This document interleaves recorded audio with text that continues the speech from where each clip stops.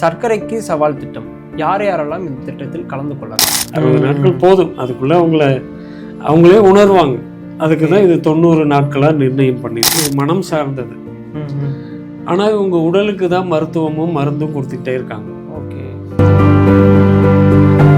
இந்த 90 நாட்களில் பங்கேற்பாளர்கள் என்னென்னலாம் கற்றுக்கொள்வாங்க? அதன் பிறகு நல்ல வாழ்வியல் ஒழுங்குகளை கற்றுக்குவாங்க. எல்லாத்துக்குமே வாகனம் பயன்படுத்துகிறாங்க. நடைய கூட பயிற்சியாக இன்னைக்கு எடுத்து செய்யக்கூடிய நிலையில தான் இன்னைக்கு உள்ள சமுதாயம் இருக்கு. சர்க்கரை நோய் இருக்குங்க இல்லையா, அதை கட்டுப்படுத்த மட்டும் தான் முடியும், ஆனால் அதை குணப்படுத்த முடியாதுன்ற ஒரு கேள்வி இருக்கு. அதை பற்றி என்ன? இங்கே தீர்வுகளை வெளியில் தேடுறாங்க, புறத்தில் தேடுறாங்க. அது தனக்குள்ளதான் இருக்குன்றதை யாரும் நம்ப மாட்டாங்க. இப்போ மருந்துகள் இல்லாமல் சர்க்கரை சீர்நிலையை சரி செய்ய இல்லை, இன்னும் மோசமான நிலைகளுக்கு தான் போகிறாங்க. மருந்து மாத்திரையில் தீர்வு இல்லைன்றது தெரியுது. அவங்க தான் மாற்று வழிகளை தேடுவாங்க. அவங்களுக்கு உண்டான ஒரு அழகான வழிகாட்டுதல் தான் இது. இந்த குழுவில் சேர்ந்த அன்னையிலிருந்தே மருந்து மாத்திரைகளை நிறுத்தணும்.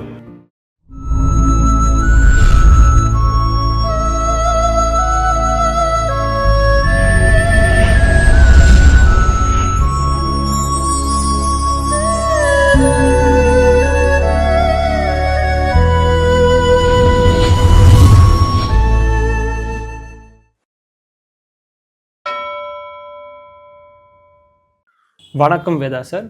ஆரா யோகா மையம் வழங்கும் சர்க்கரைக்கு சவால் திட்டம் குறித்து சில கேள்விகள். சர்க்கரைக்கு சவால் திட்டம் யார் யாரெல்லாம் இந்த திட்டத்தில் கலந்து கொள்ளலாம்? வணக்கம் சந்தோஷ். அதாவது யாரெல்லாம் கலந்து கொள்ளலாம் அப்படின்ற நீங்கள் கேட்குற கேள்வியில் ரொம்ப சர்க்கரை மிகையாக அதிகமாக உள்ளவங்க கலந்துக்கலாமா, இல்லை ஆரம்ப கட்டத்தில் உள்ளவங்க கலந்துக்கலாமான்ற ஒரு சந்தேகத்துக்கு கேட்குற மாதிரி இந்த கேள்வியை நான் எடுத்துக்கிறேன். இதில் எப்படிப்பட்ட நிலையில் இருந்தாலும், அதாவது இப்போ ஆரம்ப கட்டம் அப்படின்றத தாண்டி இப்போ இன்னொரு பேரும் வச்சு சொல்கிறாங்க, ப்ரீ டயபெட்டிக், சர்க்கரை வருவதற்கு முன் அப்படின்ற நிலையில் உள்ளவங்களும் இதில் கலந்துக்கலாம். எப்பேற்பட்ட நிலையில் உள்ளவங்களும் பல வருடங்களாக இன்சுலின் போட்டுட்ருக்கவங்களும் இந்த குழுவில் இணைஞ்சு பயணிக்கலாம். இந்த குழு எத்தனாவது குழு? இந்த குழு இதுவரை மாதத்துக்கு 1 அப்படின்ற கணக்கில், இதற்கு முன்னாடிலாம் மாதத்துக்கு 1 இருந்தது. அதன் பிறகு இதோட தீவிரத்தன்மை, மக்கள் மனதில் ரொம்ப ஆழமாக இந்த சர்க்கரைன்றது பதிவாகி இது குணப்படுத்தவே முடியாது, இது கட்டுப்படுத்த தான் முடியும் அப்படின்ற ஒரு நிலைக்கெல்லாம் போக போக தான் இது நாட்களை அதிகப்படுத்தி இப்போ ஒரு 90 நாட்கள் பயணிக்கக்கூடிய குழுவாக கொண்டு வந்ததுனால இது 3 மாதத்திற்கு ஒரு குழுவாக நடைபெற்று இப்போ இது 78வது குழுவை தாண்டி இது நடைபெற்றுருக்கு. 70 குழுவும் தாண்டி நடந்துட்டுருக்கு. 90 நாட்கள் என்ற கால அளவு ஏன் ஐயா தேர்ந்தெடுக்கப்பட்டது? இந்த அதான் சொன்னேன் இல்லையா, உடலில் உள்ள சர்க்கரையை குணப்படுத்த ஒரு சில வாரங்கள் போதும் உடலில் உள்ளது. அதாவது பொதுவாக நான் என்னை சந்திக்கிறவங்க, சர்க்கரை சம்மந்தமாக என்ன சந்திக்கிறவங்கள்ட்ட கேட்குற கேள்வி, சர்க்கரை என்ற நோயின்னு சொல்கிறாங்க. நான் நோயின்னு சொல்ல மாட்டேன். அது நோய் இல்லை, அது ஒரு சீர்நிலைக்கேடு, இன்பேலன்ஸ், உடம்புல இருக்கக்கூடிய சீர்நிலைக்கேடு. இது உடல் சார்ந்ததா மனம் சார்ந்ததா அப்படின்ற கேள்வி வச்சோம்னா இது மனம் சார்ந்தது. ஆனால் இவங்க உடலுக்கு தான் மருத்துவமும் மருந்தும் கொடுத்துக்கிட்டே இருக்காங்க. ஓகே. ஆனால் இதுக்கு மூலம் மனதில்லை. இது மனம் வழியாக தான் சரி பண்ணணும். மூலம் அங்கே இருக்குது. அப்போ இந்த உடலில் சீர் பண்ணுறது, இது சீர்நிலை கெட்டதுக்கு. அப்போ ஒரு செரிமான சீர்நிலையை சரி பண்ணுறதுக்கு சில வாரங்களே போதும். சரி, அதிகப்படியாக போனால் 30 நாள். விருந்தும் மருந்தும் நம்ம இதில் மரபில் என்ன சொல்லியிருக்கோம், 3 நாள் தான் சொல்லியிருக்கு. அதிகப்படியாக போனால் 21 நாள், அதையும் மீறி அதிகமாக போனால் 48 நாள். இவ்வளோ தான் அது குணமாயிரும். அதன் பிறகு இந்த 60 நாட்கள் எதுக்குன்னா, அவங்க மனசில் பதிவு வச்சுருக்காங்க இல்லையா, சர்க்கரைன்ற ஒரு பிம்பம். இங்கே வெளியிலேருந்து புனையப்பட்ட புனைவுகள், இதில் கண்ணு போயிடும், இதாகிடும், அதாகிடும், இதை குணப்படுத்தவே முடியாது. இதை அவங்க மனசிலிருந்து நம்பிக்கை அவங்களே இது ஒன்றும் இல்லை அப்படின்றத போக்குவதற்கு, அவங்களே அவங்க மனசில் நம்பிக்கை வருவதற்கும் இந்த 60 நாட்களுக்கு மேலே தேவைப்படுது. 60 நாட்கள் போதும். அதுக்குள்ளே அவங்களே உணர்வாங்க. அதுக்கு தான் இது 90 நாட்களாக நிர்ணயம் பண்ணியிருக்கு. ஓகே. இந்த 90 நாட்களில் பங்கேற்பாளர்கள் என்னென்னலாம் கற்றுக்கொள்வாங்க? 90 நாட்களில் முதல்ல அவங்க உடலை பற்றியான ஓரளவுக்கு புரிதலை கற்றுக்குவாங்க. அதன் பிறகு நல்ல வாழ்வியல் ஒழுங்குகளை கற்றுக்குவாங்க. பொருந்தும் உணவு, பொருந்தா உணவு இதுன்றது எல்லா உயிரினங்களுக்கும் தெரியுது. மனிதர்களுக்கு மட்டும்தான் அதில் ஒரு சந்தேகம் எழுந்துக்கிட்டே இருக்கு. அது இந்த உணவு தான் பொருந்தும் உணவுனா இப்படி தான் இருக்கணும் அப்படின்றது தெரியும். உடலை பற்றியான ஒரு ஆழமான புரிதல் அவங்க கற்றுக்குவாங்க. அதே போல் உடல் இயக்கம். ஓகே. உடல் இயக்கம்ன்றது இன்றைக்கி நமக்கு பயிற்சியாக, ஏன்னா இன்றைக்குள்ள வாழ்க்கை முறையில் உடல் இயக்கமே மிக குறைவு. எல்லாமே சொகுசாக தான் வாழ்கிறோம். எல்லாத்துக்குமே வாகனம் பயன்படுத்துகிறாங்க. நடைய கூட பயிற்சியாக இன்றைக்கி எடுத்து செய்யக்கூடிய நிலையில் தான் இன்றைக்கி உள்ள சமுதாயம் இருக்குது. அப்போது அந்த உடல் இயக்கம்தான் அடிப்படை. அதில் தான் உடல் வெப்பம் சுழற்சியில் நம்ம சாப்பிட்ற உணவுகள் சரியாக செரிமானம் ஆகுது. சரியாக செரிமானம் நடந்தால் இரத்தத்தில் சர்க்கரை அளவு சரியாக இருக்குது அப்படின்ற அடிப்படை புரிதல்கள். இதை தெரிஞ்சுக்கலாம் டாக்டர் ஆகணும்னு அவசியம் இல்லை. எளிமையாக இப்போ இந்த மாதிரியான செயல்களில் ஈடுபடும் போது இந்த குழுக்களில் நம்ம ஆராயோகா மையத்தோடைய குழுக்கள் என்னென்னா சும்மா கேட்டு காதில் கேட்கறது மட்டும் இல்லை, செயல்படுத்தணும். ஓகே. செயல்படும் போது அவங்க உடலில் ஏற்படக்கூடிய மாற்றங்களை அவங்களே உணர்ந்து அதை புரிந்து கொள்ளும் போது அவங்க முழுமையாக அதிலேருந்து வெளியில் வருவாங்க. ஓகே. இப்போ இந்த சர்க்கரை நோய் இருக்குங்களையா, அதை கட்டுப்படுத்த மட்டும் தான் முடியும், ஆனால் அதை குணப்படுத்த முடியாதுன்ற ஒரு கேள்வி இருக்குது. அதை பற்றி என்னங்கய்யா அது? அப்படி தான் இங்கே புகுத்தப்பட்டிருக்கு. ஓகே. எல்லாருக்குள்ளேயும் இது ஏன் அப்படி சொல்கிறாங்கன்னா, அதுக்கு ஒரு தன் ஒழுங்கு அப்படின்னு ஒரு நிலை வேணும். அந்த தன் ஒழுங்கில் அவங்க யாரும் வராதனால தான் அப்படி சொல்லப்பட்டிருக்கு. இங்கே தீர்வுகளை வெளியில் தேடுறாங்க, புறத்தில் தேடுறாங்க. அது தனக்குள்ளே தான் இருக்குன்றதை யாரும் நம்ப மாட்டுறாங்க. ஓகே. அதனால தான் அது அப்படி சொல்லப்படுது. இது கட்டுப்படுத்த தான் முடியும். அதாவது மருத்துவத்தால் மருந்துகளால் கட்டுப்படுத்த முடியும். ஆனால் அவரவர்கள் நினைத்தால் இது முழுமையாக சீர்படுத்தி கொள்ள முடியும். ஓகே. அதை நினைக்கணும், அதை செயல்படுத்தணும். அதுதான் இந்த குழுவில் நம்ம நடத்துறது. முன்பெல்லாம் இருந்த சர்க்கரை நோயின் அளவு இன்றைக்கு ஏன் அதிகரித்திருக்கு?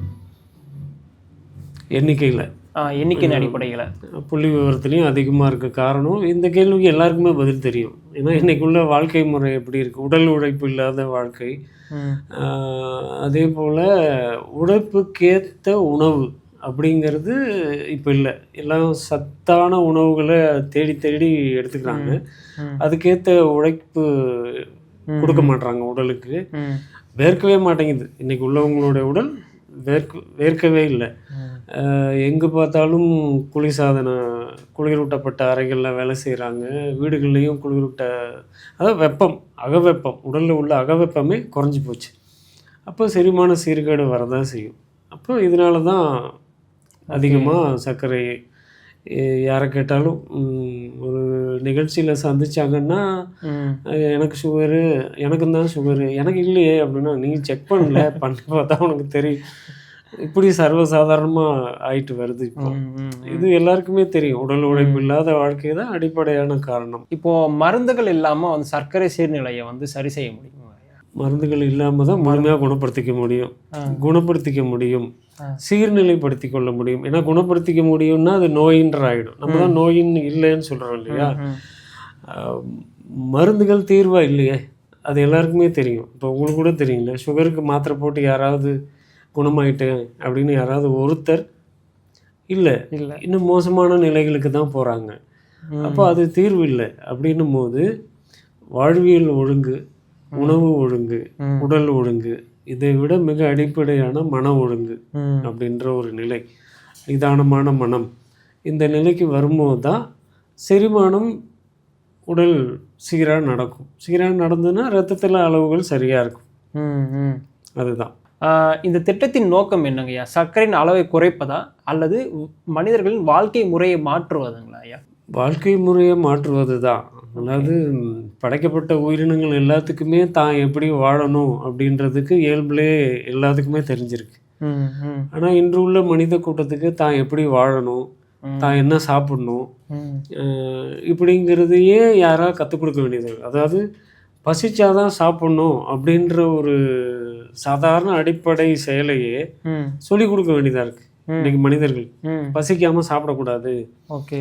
ஆனால் பிற உயிரினங்கள் அப்படி இல்லை. ஒரு புலி வேட்டையாடி ஒரு மானை சாப்பிட்டு முடிச்சிருச்சு அப்படின்னா அதற்கு முன்னாடி ஒரு மான் கூட்டமே நடந்து போனாலும் வேட்டைக்கு போகாது. அது உண்ட உணவு செரித்து முடித்த பிறகு தான் போகும். அதுதான் அன்னைக்கே வள்ளுவர் சொல்லிட்டு போயிட்டார். பசி அதாவது மருந்தென வேண்டாவாம் யாக்கைக்கு அருந்தியது அற்றது போற்றி உணின். இந்த உடலுக்கு மருத்துவம் எதுவுமே வேண்டாம். சாப்பிட்ட உணவு செரித்து அடுத்த பசி வரும்போது நீ உணவை எடுத்துக்கிட்டால் மட்டும் போதும் அப்படின்றது தான். அப்போ அந்த அடிப்படையில் பார்க்கும்போது நீங்கள் கேட்ட கேள்விக்கு இதான பதில். மகிழ்ச்சி. சர்க்கரை சீர்நிலைக்கேடு உள்ளவர்கள் பழங்கள், கருப்பட்டி, வெல்லம், இனிப்புகள் இதெல்லாம் எடுத்துக்கொள்ளலாங்களா ஐயா? இது கொஞ்சம் விரிவாகவே பதில் சொல்லணும். அதாவது சர்க்கரை அப்படின்ற ஒரு சீர்நிலைக்கேடு உடம்புல வர்றதுக்கு உண்டான அறிவியல் காரணங்கள்லாம் நம்ம பார்த்தோம். இல்லை உடல் கூறியலாக இதுக்கு உண்டான விளக்கமாக பார்த்தோம்னா, நம்ம சாப்பிட்ற எல்லா உணவுகளுமே சுவைகளின் அடிப்படை இருக்குது. 6 சுவைகள் இருக்கு இல்லையா? இதில் எல்லா உணவுகளுமே இனிப்பு சுவை இருக்கும். இப்போ சர்க்கரை நோயாளிகள் இரவில் என்ன சாப்பாடு சாப்பிட்றாங்க? பொதுவாக பார்த்திங்கன்னா சப்பாத்தி சாப்பிட்லாம் அப்படின்னு சொல்லுவாங்க. இங்கே சப்பாத்தி சாப்பிட்றாங்க. வட மாநிலத்துக்காரங்க அரிசி சாப்பிட்றாங்க. சுகருக்கு அங்கே அரிசி சாப்பிடணும்னு சொல்லியாச்சு. இங்கே சுகருக்கு சப்பாத்தி சாப்பிடணும்னு சொல்லியாச்சு. ரெண்டுத்துலேயுமே வியாபாரிகள் விற்றுட்டாங்க இப்படின்ற நிலை. ஆனால் எல்லாத்துலேயுமே இனிப்பு என்ற சுவை இருக்கும். அது அடிப்படை. நம்ம செல்களுக்கும் அதுதான் குளுக்கோஸ் அப்படின்றது இனிப்பு சுவை தான். இப்போது தமிழில் ஒரு அழகான வார்த்தை இருக்குது, நிறைவு அப்படின்னு சொல்லி ஒரு வார்த்தை. அந்த நிறைவு அப்படின்றது மனம் வழியாகவும் சொல்லலாம். மனதில் ஒரு நிறைவுத்தன்மை இருக்குதுன்னு சொல்லலாம். மனம் நிறைஞ்சிருச்சுப்பா அப்படின்லாம் சொல்கிறாங்க இல்லையா? எனக்கு நிறைவாக இருக்குது. அதுபோல் நம்மளுடைய செல்களுக்கு தினமும் இந்த உணவுகளையே கொடுக்க என்ன ஆகும்னா, ஒரே சுவை இனிப்பு சுவை அதிகமாக போக போக அது நிறைவடைஞ்சிடும். நிறைவடைஞ்ச பிறகு அதன் பிறகு அந்த சுவையில் உள்ள இருக்காது, புறந்தள்ளும். இது இயல்பு அடிப்படை.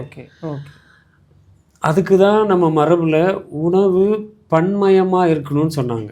விதவிதமான உணவுகள் நம்ம வாழ்க்கை முறையில் இருந்தது. 6 சுவைகளை பிரித்து கொடுத்தாங்க. சுவைகள் எடுக்கணும்.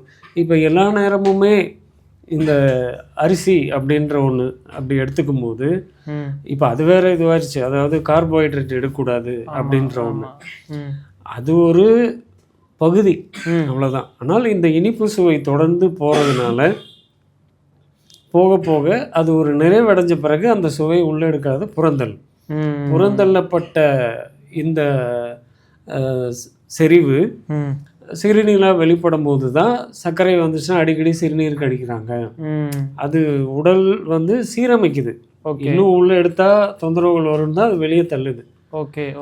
அப்படி தள்ளி அது பண்ணும்போது அப்போ இனிப்புன்ற சுவையை இந்த காலங்களில் எடுக்காமல் கசப்பு துவர்ப்பு எடுக்கிறாங்க இல்லையா?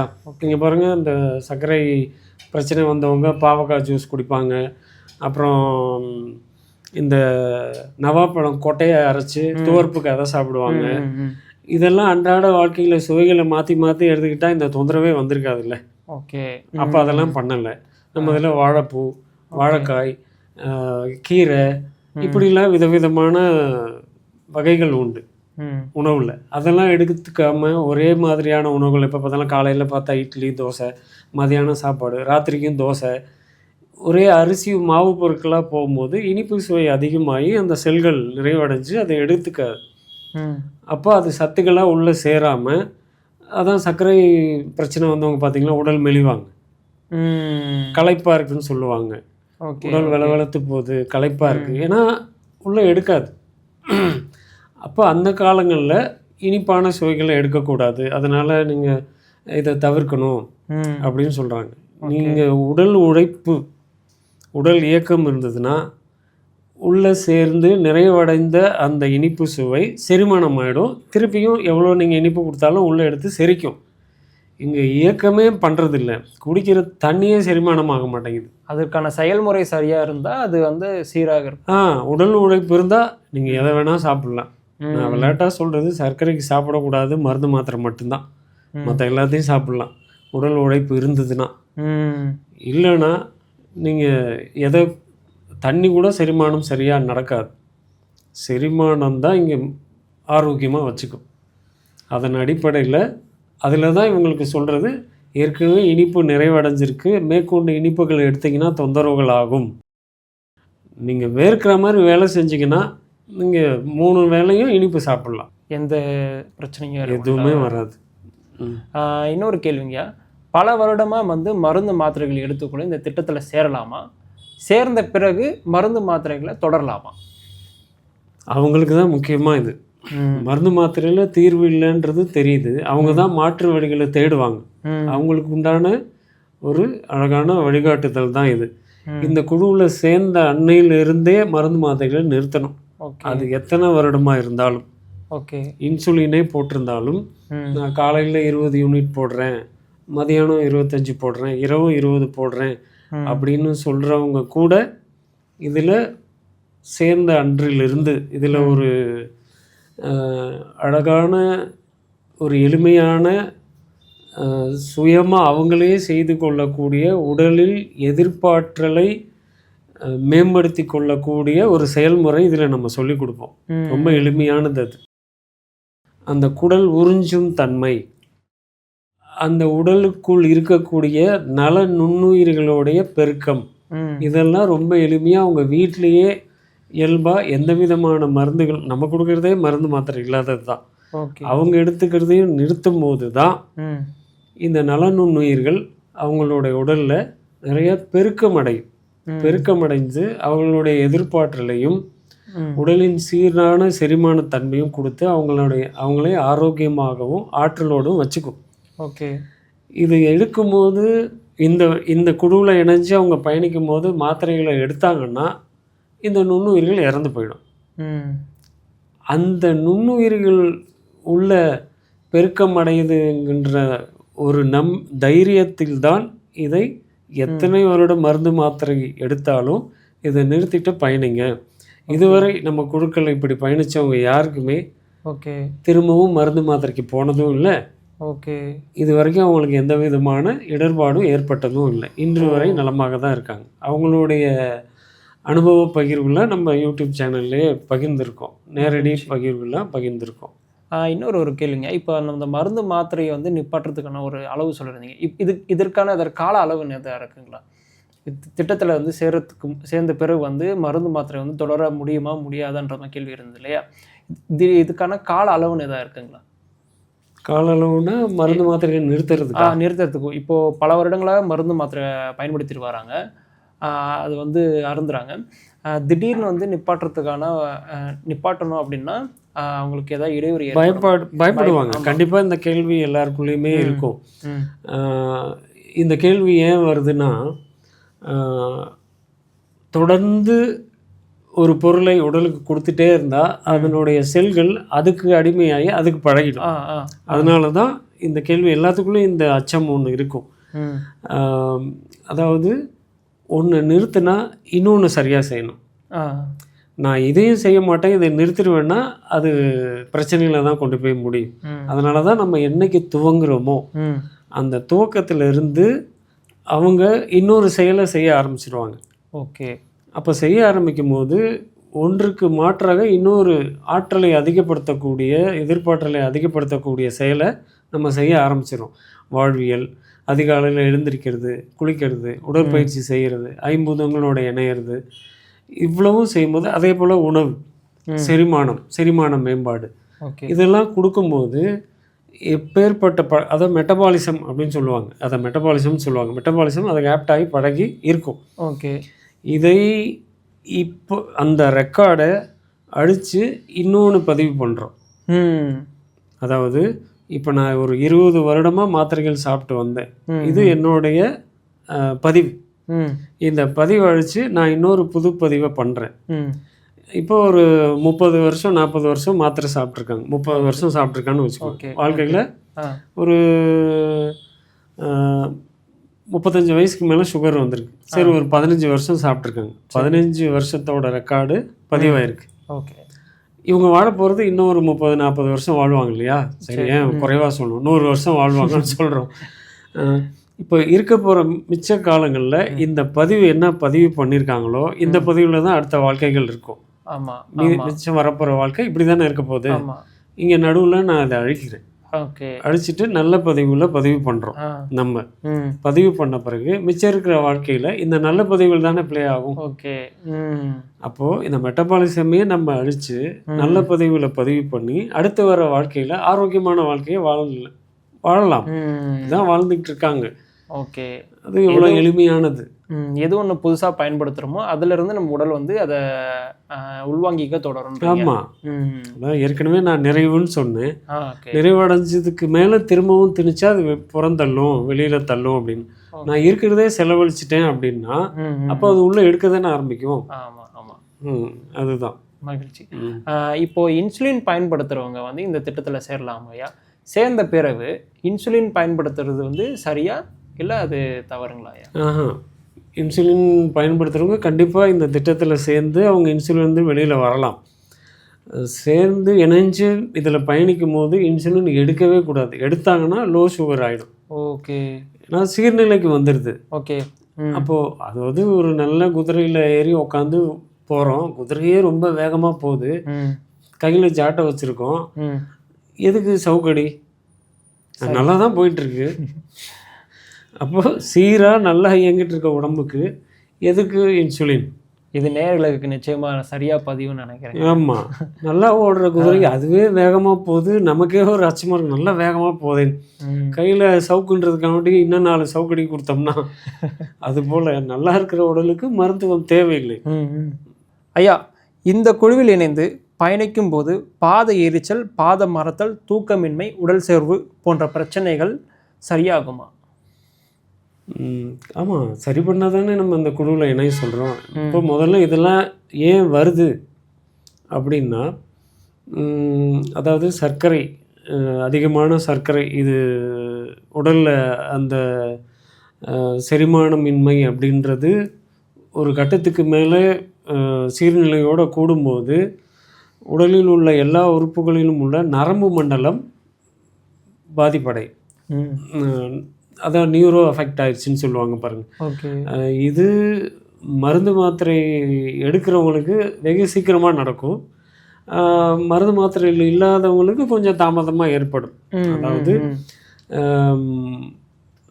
சாப்பிட்ட உணவு சரியான செரிமானத்தில் உடல் தன்மையப்படுத்தி அதில் உள்ள மீச்சிறு துளிகளை சத்துக்களாக எடுத்து இரத்தத்தில் கலந்து அது உடல் இயக்கத்தோடு நடைபெறும்போது எல்லா பகுதிகளுக்கும் ஒரு ஆற்றல் உடல் முழுவதும் பரவும்.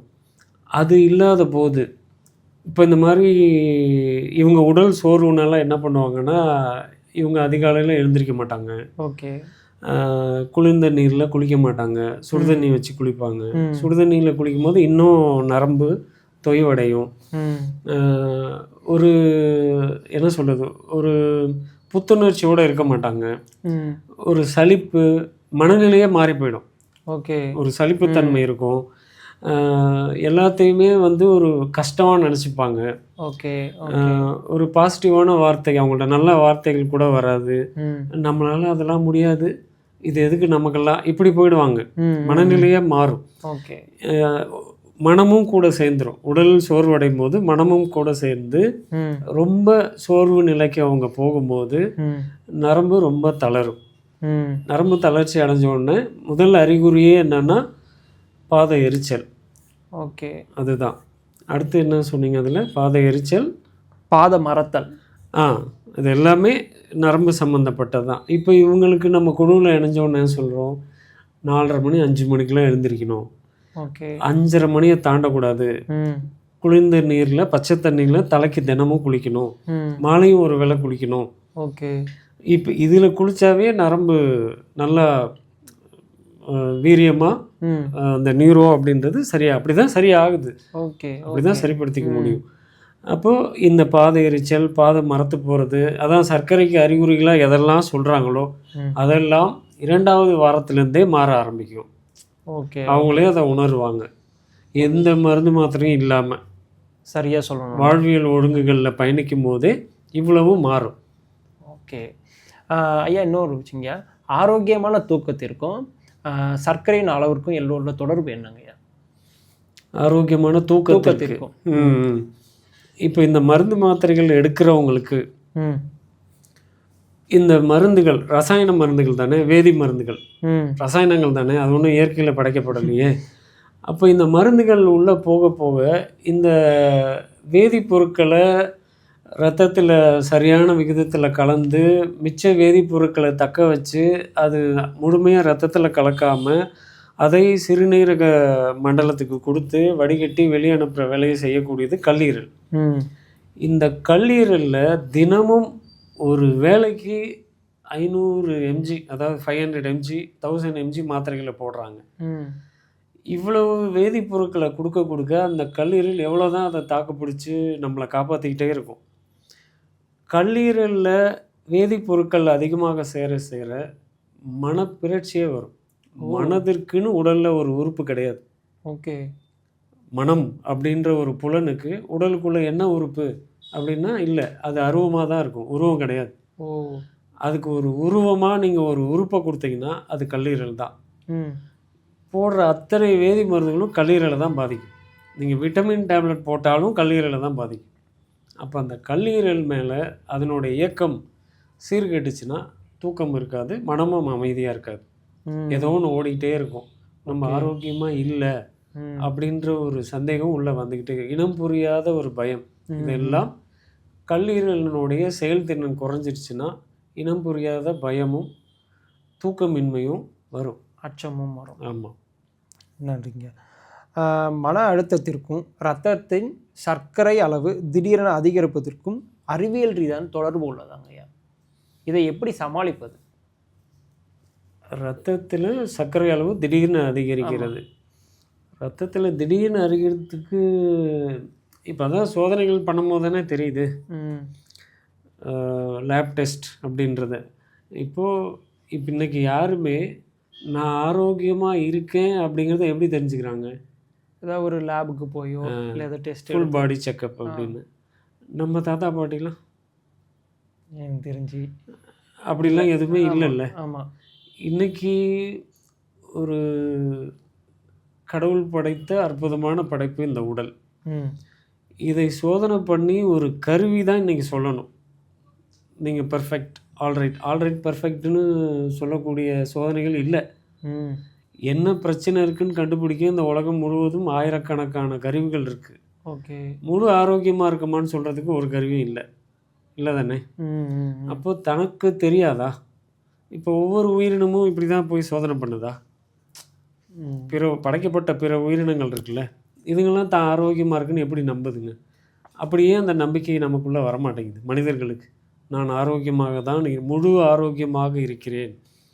நான் இப்போ ஒரு சில இடங்களுக்கு போகும்போது ஒரு சில இடங்களில் பேச சொல்லுவாங்க, நான் தவிர்க்கிறது உண்டு. அப்போ பேசும்போது என்னோடய முதல் கேள்வியாக நான் ஒரு வாடிக்கையாக வச்சுருக்கேன், ஒரு 100 பேர் உட்காந்துருக்காங்க அப்படின்னா, இங்கே யாரெல்லாம் முழு ஆரோக்கியமாக இருக்கீங்க கை தூக்குங்க அப்படின்னா, நீங்களே சொல்லுங்கள் எத்தனை பேர் தூக்குவாங்க? எல்லாருமே தூக்குவாங்க. தூக்குவாங்களா? இப்போ இதே கேள்வியை நான் இங்கே இருக்கிற எத்தனை பேருக்கு டயபெட்டிக் இருக்குன்னா எத்தனை பேர் கை தூக்குவாங்க? சிலர் தூக்குவாங்க, யார் யாருக்கு இருக்கோ அவங்கெல்லாம் தூக்குவாங்க. சில பேர் அச்சத்தில் இருக்குமோ இல்லையான்னு தூக்குவாங்க.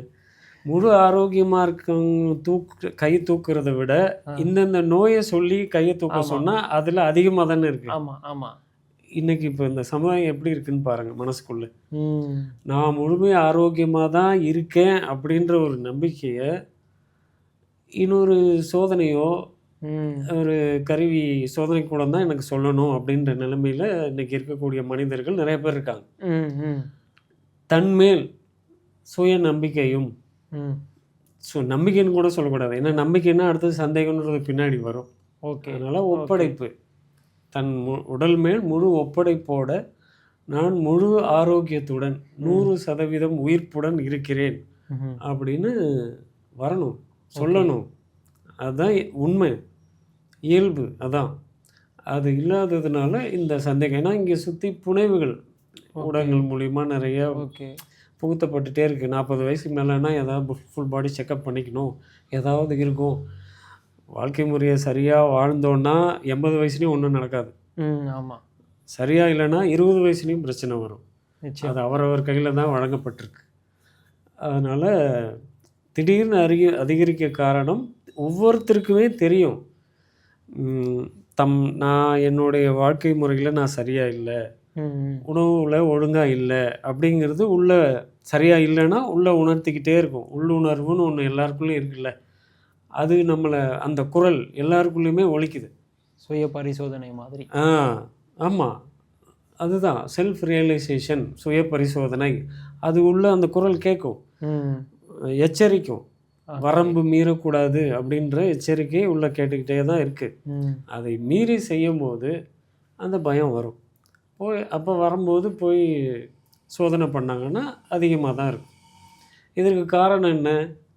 நான் தான் கெடுத்தேன், என்னுடைய ஒழுங்கினம் தான் காரணம் அப்படின்றத ரியலைஸ் பண்ணி அதை உணர்ந்து தன்னை திருத்திக்கணும். ஓகே. அதை பண்ண மாட்டாங்க. டெஸ்ட் எடுத்தாச்சா அடுத்த ஸ்பெஷலிஸ்ட், தீர்வுகளை வெளியில் தேடுவாங்க, இங்கே தன்னை திருத்திக்க மாட்டாங்க. இதில் தான் பிரச்சனையே. அப்போ இது திடீர்னு உயர்வதற்கு காரணம் இதில் மனமும் அடிப்படை. இன்றைக்கி உள்ள வேலை, இன்றைக்கி கணினி மயமாக்கப்பட்ட வேலைகள் அதிகம். அவங்க அதுலேயும் ஒரு அழுத்தத்தில் இருக்காங்க. உடல் உழைப்பு இல்லாத ஒரு வேலை அதுவும் ஒன்று. இன்னொன்று அழுத்தம், அதுக்குள்ளே முடிக்கணுன்ற டார்கெட்டு இப்படிலாம் வைக்கும்போது அந்த படபடப்பு இதெல்லாம் வரும்போது, அதாவது செரிமான மண்டலம் வயிற்றில் தான் இருக்குது, உடலில் தான் இருக்குது. ஆனால் அந்த செரிமானம் மனம் வழியாக தான் உடல் செரிமானம் பண்ணும். உண்ட உணவை செரிப்பது முழுமையாக உடல் அல்ல, மனம்தான் செரிக்கிறது. ஓகே. அப்படின்ற அடிப்படை புரிதலை புரிஞ்சுக்கணும். இதில் சமீப காலங்களில் இப்போ நான் கேள்விப்பட்ட வரைக்கும் வந்து பார்த்திங்கன்னா, இப்போ நீங்கள் சொன்ன உளவியல் ரீதியாக ஒரு தொய்வு ஏற்பட்டு ஒரு 40 வயது 35 வயதில். ஆனால் இப்போ இருக்கிற இளைஞர்களில் 20, 25, 26 அந்த காலகட்டத்தில் எனக்கு ரொம்ப ஸ்ட்ரெஸ்ஸாக இருக்குது, உளவியல் ரீதியானால சரியாக சிந்திக்க முடியல, செயல்பட முடியல. அதுக்கு ஏதாவது தொடர்பு இருக்குங்களா ஐயா? நிச்சயமாக இருக்குது. இன்றைக்கி நீங்கள் சொல்கிற எல்லார் கையிலையும் ஒரு கருவி இருக்கா? நிச்சயமாக. அது இல்லாமல் உலகம் இல்லை. அது இல்லாமல் இல்லவே இல்லை. பல்லு இல்லாதவங்க கூட பார்த்துடலாம், செல்லு இல்லாதவங்கள பார்க்க முடியாது, விளையாட்டாக சொல்கிற மாதிரி. இந்த கருவிகளிலே ஆட்பட்டு கிடக்கிறது. அதாவது மனித பிறவின்றது ஒரு அற்புதமான படைப்பு. இதற்கு சிந்தனை அப்படின்ற ஒரு அழகான வரம் வழங்கப்பட்டிருக்கு. அதாவது எண்ணம், புத்தி, மனம், இதுகளோட சிந்தனை அப்படின்ற ஒரு சுய சிந்தனை அப்படின்ற ஒரு அற்புதமான, அது எப்படி சொல்கிறதுனே தெரியல, வரம் அது. இது இறைவன் நம்மளோட உறவாடுறது. ஓகே. இது நம்மளை ஒரு நெறிப்படுத்துறது. இதுதான் இந்த நெறிப்பட செய்யக்கூடிய இந்த சிந்தனை நமக்குள்ள மேன்மை பெறணும் அப்படின்னா நம்ம என்ன பண்ணணும்னா சும்மா இருக்கணும். இன்றைக்கி யாராவது சும்மா இருக்காங்களா? சும்மா இருக்காங்களா பாருங்கள், யாருமே சும்மா இல்லை. நீங்கள் சும்மா ஒரு இடத்துல கொஞ்ச நேரம் வெயிட் பண்ணால் சும்மா இருக்காங்களா? உடனே ஃபோன் எடுத்து பார்க்குறாங்க. இன்றைக்கி ஒரு பயணத்தில் போனால், நாங்களாம் சின்ன பிள்ளைங்கள பயணத்தில் புகை வண்டியில் ரயிலில் போனோம்னா ஜன்னல் வழியாக பார்த்தோம்னா தூரமாக இருக்கிற மலை மெதுவாக நகரும், அதுக்கு முன்னாடி இருக்கிற மரம் கொஞ்சம் வேகமாக நகரும், அதுக்கு முன்னாடி இருக்கக்கூடிய வயல்லாம் வேகமாக நகரும். இதெல்லாம் ரசிப்போம். அந்த தண்டவாளத்தை ஒட்டி இருக்கக்கூடிய மின்கம்பங்கள் ரொம்ப வேகமாக நகரும். ஓகே. கிட்ட வர வர இன்றைக்கி இது யார் ஜன்னலில் உட்காந்து பார்க்குறா? நீங்கள் ஒரு ட்ரெயினில் ஏறி உள்ளே நடந்து போய் பாருங்கள், முதியவர்கள்லேருந்து சின்ன பிள்ளைங்க வரைக்கும் எல்லாம் குனிஞ்ச தலையோடு இருக்கிறாங்க. அப்போ யாருமே சும்மா இல்லையே. இந்த ரசனை, அழகுணர்ச்சி இதெல்லாம் மனிதர்களுக்கு மட்டுமே வழங்கப்பட்ட வரம், வேறு எந்த உயிரினத்துக்குமே வழங்கப்படலை. அதில் வாழவே இல்லையே. வாழலைன்னும் போது இன்னொரு இன்னொருத்தங்க படைச்சதையும் இன்னொருத்தங்க செய்கிற இதையும் கேட்டு கேட்டு உள்ளே பூத்துக்கிட்டே இருக்கிறாங்க. இன்ஃபர்மேஷன் உள்ளே போயிட்டே இருக்குது, தேவையோ தேவையில்லையோ. ஆனால் அறிவு தகவல்கள் உள்ளே நிறையா போயிட்டே இருக்குது. அப்போ இதை நிரப்பிக்கிட்டே இருந்தீங்கன்னா உங்கள் மனம் எப்படி நிதானமான நிலையில் இருக்கும்? அப்போது உங்கள் வாயிலிருந்து தானாகவே இந்த வார்த்தை வரும், ஸ்ட்ரெஸ். ரொம்ப அசிங்கமான வார்த்தை சொல்லப்போனால். நான் என்னோடய யோகா மாணவர்கள்கிட்ட சொல்கிறது, 5 வார்த்தை கெட்ட வார்த்தைகளை பயன்படுத்தாதீங்க. அந்த ஸ்ட்ரெஸ்ஸில் இருக்கேன், டென்ஷனாக இருக்கேன், என்னால் முடியாது அப்படின்னு. அப்புறம் எனக்கு டைம் இல்லை அப்படின்றது. அதான் ஸ்ட்ரெஸ்ஸில் இருக்கேன், டென்ஷனாக இருக்கேன், என்னால் முடியாது, எனக்கு டைம் இல்லை, டயர்டாக இருக்கேன். இந்த டயர்டாக இருக்குன்றதும் நீங்கள் நிறைய பேர் சொல்கிறாங்க. ஓகே. சும்மா இது எல்லாமே ஏதாவது இதில் தமிழில் இருக்கா? தமிழில் சொல்லி பாருங்க, இது சொல்லவே வாய் வராது. நான் மனப்பிறழ்ச்சியில் இருக்கேன், நான் ரொம்ப கொதி நிலையில் இருக்கேன், என்னால் முடியாதுன்றது தமிழ் வார்த்தை. அதை கூட ஐ காண்ட் அப்படின்றவாங்க. அதே மாதிரி எனக்கு நேரமே இல்லை, நேரம் இல்லைன்னு சொல்கிறவங்களாம் போய் சொல்கிறவங்க தான். எல்லாத்துக்குமே நேரம் இருக்குது, நிதானமாக இருந்தால். அதுக்கான நேரத்தை நம்ம ஒதுக்கிடணும். நான் ரொம்ப சோர்வாக இருக்கேன், அதை சொல்ல நான் டயர்டாக இருக்கேன்றதை அடிக்கடி சொல்லுவாங்க. அந்த சோர்வுன்ற வார்த்தையே உள்ள நினைக்கவே கூடாது அப்படின்னு. நல்ல ஒரு உரையாடல். புகைப்பிடித்தல் மற்றும் மது அருந்துதல் ஆகிய பழக்கங்கள் சர்க்கரை நோயாளிகளுக்கு எத்தகைய தீவிர விளைவுகளை உண்டாக்கும்? புகைப்பிடித்தலும் மது அருந்துதலும் சர்க்கரை நோயாளிகளுக்கு மட்டும் இல்லை, நோயாளிகள் சொல்ல இது ரெண்டையும் பயன்படுத்துகிறவங்க முழுமையான நோயாளிகளாக தான் ஆயிடுவாங்க. நோயாளிகள் தான் அவங்க. அப்போது இது எல்லாத்துக்குமே இன்றைக்கி ஃபேட்டி லிவர் அப்படின்ற ஒரு இதை எல்லாருமே பொதுவாக பேச ஆரம்பிச்சிட்டாங்க. அதையே சாதாரணமாக பேச ஆரம்பிச்சிட்டாங்க. அடிப்படை அழகான ராஜ உறுப்பான கல்லீரலையே கெடுத்துட்டோம்.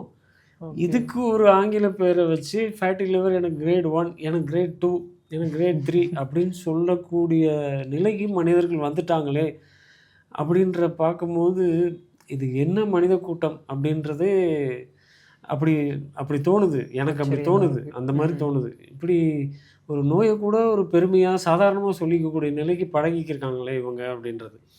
இப்போ இந்த மது அப்படின்னு சொல்லக்கூடிய இந்த ஒரு இது இப்போ நாகரிகமாகிடுச்சு. இப்போ இது குடிக்காமல் இருந்தால் குடிக்காமல் இருக்கியா அப்படின்னு நம்மளை அப்படி பார்க்குற மாதிரி ஆயிடுச்சு. இது இன்னைக்கு இது இன்னும் அப்படி போனால் ரொம்ப விரிவாக போயிடும். இதை பற்றி பேசினா இன்றைக்கி இருக்கக்கூடிய இந்த மது என்ற திரவம் இன்றைக்கி எப்படி தயாரிக்கப்படுது, அதில் உள்ள ரசாயனங்கள் எல்லாருக்குமே தெரிஞ்சிருக்கு.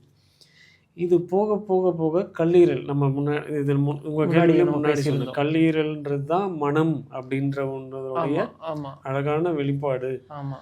அதையே சிதைக்கக்கூடியதான் மது பழக்கம். ஓகே. ராஜ உறுப்பு அதை. அப்போ அது செஞ்சு எல்லா பிரச்சனையும் தானே வரும். ஆமாங்கய்யா. அப்போ அதில் செரிமானம் தான் மோசமாக கெடும். அதே மாதிரி புகைப்பழக்கம் அப்படின்றது நுரையீரலை பாதிக்கக்கூடியது. அதாவது நான் யோக பயிற்சி மாணவர்கள்ட்ட அடிக்கடி சொல்கிறது, இந்த உடலில் கழிவுகள் தேங்காமல் சுத்தம் பண்ணுங்க அப்படின்னு சொல்கிறது. குடல் கழிவு நீக்கம், உடலின் குடல் கழிவு நீக்கம். இதை ஏன் சொல்கிறேன்னா, உடலும் குடலும் சுத்தமாக இருந்தால் மனசு சுத்தத்தையே நாடும். உடலும் குடலும் அசுத்தமாக இருந்தால் மனசு அசுத்தத்தை தான் நாடும். நீங்கள் இப்படிப்பட்டவங்களை பாருங்கள், அதிகமாக புகைப்பிடிக்கிறவங்களையும் மது அருந்தவங்களையும் பாருங்கள். அவங்க பணிபுரிகிற இடமோ இல்லை அவங்க சொந்தமாக செய்யக்கூடிய ஒரு தொழிலையோ அவங்க டேபிளோ அவங்க ரூமும் சுத்தமாக இருக்காது. ஆனால் அவங்க நல்லா சம்பாதிப்பாங்க, பொருள் ஈட்டுவாங்க. ஆனால் இந்த சுத்தம் அகசுத்தம் தான் புறத்துலேயும் வெளிப்படும். புரியுது. அகமே இங்கே குப்பையாக இருக்குது அப்படின்னும் போது புறமும் அப்படி தான் இருக்கும். அப்போ அகமே கெட்டு போகுதுன்னா அவங்களுடைய சிந்தனை, அவங்களுடைய செயல்பாடு எல்லாம் நிதானமானவோ இதுவாகவோ இருக்காது. அதில் செரிமானம் சீர்கூடும் போது எல்லா பிரச்சனையும் வரும். சக்கரை மட்டும் இல்லை, கல்லீரல் செயல்பாடு குறைஞ்சிதுன்னா ஒட்டுமொத்த உடலுமே ஆரோக்கியம் கெடும். முடி, தோல், கண், இதய துடிப்பு எல்லாமே கெடும். அந்த ஒரு பழக்கங்களால் வந்து நம்ம மனித உடலில் வந்து அத்தனை பிரச்சனைகளும் உண்டாக்கக்கூடிய ஒரு திரவியம் தான். அதாவது ஒரு பஞ்சு டயலாக் சொல்லலாம் இதில், யோகாவில் சொல்கிறது. குடிப்பழக்கமும் புகைப்பழக்கமும் இருப்பவர்களுக்கு முதுமை வருவதே இல்லை. ஏனென்றால் முதுமை வருவதற்குள் அவர்கள் உயிரோடு இருப்பதில்லை அப்படின்றது தான். நிச்சயம் பொருத்தமாக இருக்குங்கய்யா. ஆமாம். இன்னொரு பலரும் கேட்கும் ஒரு முக்கியமான கேள்வி என்னன்னா, யோகா மூலம் சர்க்கரை நோயை முழுமையாக குணப்படுத்த முடியுமாங்கய்யா? யோகாவால் மட்டும்தான் முழுமையாக குணப்படுத்த முடியும். இது ஆணித்தரமாகவே சொல்லலாம். அற்புத கலை யோகக்கலை. உலகில் முழுமையான கலைகள் 3. ஓகே. யோகக்கலை, பரதக்கலை, மல்யுத்தம். இந்த 3ம் தமிழர்களுடைய அற்புதமான மரபுக்கலை. இந்த முழுமையான கலையில் நம்ம முன்னோர்கள் குருமார்கள் வடிவமைத்து கொடுத்த அற்புத கலை தான் யோகக்கலை. இதை முறையான ஆசிரியர்கள் மூலிமா, குருநாதர்கள் மூலிமா கற்றுக்கொண்டு அதை தினமும் செஞ்சால் என்ன, அதில் முழுமையாக ஒரு உடல் இயக்கம், ஒவ்வொரு உயிரினங்களிடம் இருந்தும் இறை உணர்த்தி, அந்த இறை உணர்த்தலில் அழகாக அதை வடிவமைத்து முன்னோர்கள் வழங்கிய அந்த அற்புத கலையை கற்றுக்கிட்டு செய்யலாமே. செஞ்சுட்டு முற்று முழுதாக குணப்படுத்திக்கலாம். எவ்வளோ ஆசனங்கள், அவ்வளோ ஆசனங்கள் பண்ண வேண்டாம். இன்றைக்குள்ள வாழ்க்கை முறைக்கு நம்ம ஆரோக்கிய மையத்து மூலிமா கொடுக்கக்கூடிய ஒரு 19 முறை, 20 கூட இல்லை, அதுலேயும் ஒன்று குறைவு தான். அது ஒன்றா சேர்த்துக்கணும்னா மூச்சு பயிற்சி சேர்த்துக்கலாம். 19 அடிப்படை பயிற்சிகள் எந்த வயதில் உள்ளவங்களும் செய்யலாம். அப்படி நம்ம வழங்குறது தான் அந்த பயிற்சிகள். அடி வயிற்று பகுதி, முதுகு தண்டுவடம், வயிற்றுப்பகுதி, செரிமான மண்டலம், ஜனன உறுப்பு மண்டலம், நரம்பு மண்டலம், எல்லா மண்டலங்களையுமே செயல்படுத்தக்கூடிய எளிமையான முறையில் வடிவமைச்சு நம்ம சொல்லிக் கொடுக்குறோம். இது நான் மட்டும் இல்லை, எவ்வளோ ஆசிரியர்கள் சொல்லிக் கொடுக்குறாங்க. அதை கற்றுக்கிட்டு, அதாவது பண்ண வேண்டியதை பண்ணுறதில்ல, ஓகே, பண்ணக்கூடாதது ஸ்கேன் பண்ணுறது, மாத்திரையை போடுறதெல்லாம் பண்ணுவாங்க.